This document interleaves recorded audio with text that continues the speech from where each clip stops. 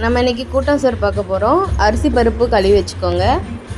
உருளைக்கிழங்கு, கத்திரிக்காய், carrot, beans, வெண்டைக்காய், உங்களுக்கு தேவையான காய்கறி ஆட் பண்ணிக்கோங்க. ஒரு கடாயில் எண்ணெய் ஊற்றிக்கோங்க.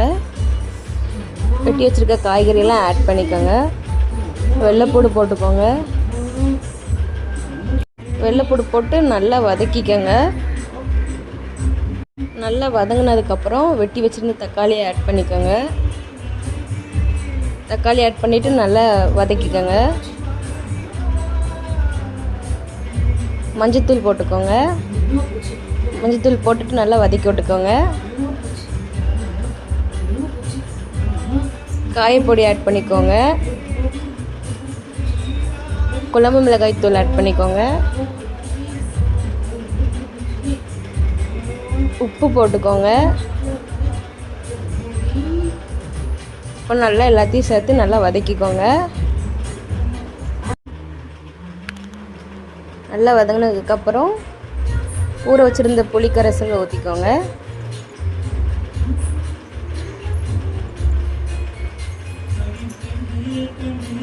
நல்லா கிண்டி விட்டுக்கோங்க. தேவையான அளவு தண்ணியும் சேர்த்துக்கோங்க.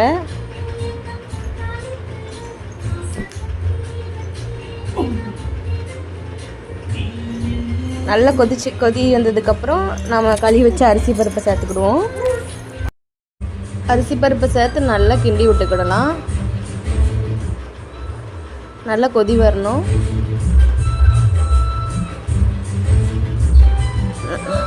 நல்லா கொதிச்சதுக்கப்புறம் ஒரு மிக்ஸி கப்பில் தேங்காய் சீரகம் சேர்த்து நல்லா பேஸ்ட்டாக அரைச்சி எடுத்து வச்சுக்கோங்க. அரைச்சி வச்ச பேஸ்ட்டை சாப்பாடு கூட ஆட் பண்ணிக்கோங்க. ஆட் பண்ணிவிட்டு நல்லா கிண்டி விட்டுக்கோங்க. குக்கர்லனா 3 விசில் விட்டுக்கோங்க. இப்போ நல்லா கொதி வரணும். நல்லா வெந்ததுக்கப்புறம் ஒரு கடாயில் எண்ணெய் ஊற்றி கடுகு போட்டுக்கோங்க. கடுகு நல்லா பொரிஞ்சதுக்கப்புறம் வெங்காயம் போட்டுக்கோங்க. கருவேப்பிலை ஆட் பண்ணிக்கோங்க. கருவேப்பிலை ஆட் பண்ணதுக்கப்புறம் நல்லா கிண்டி விட்டுக்கோங்க. நல்லா பொன்னிறமாக வதங்கணும்.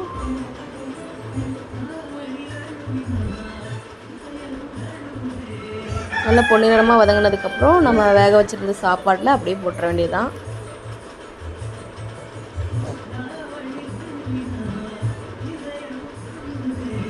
நல்லா கிண்டி விட்டுக்கோங்க.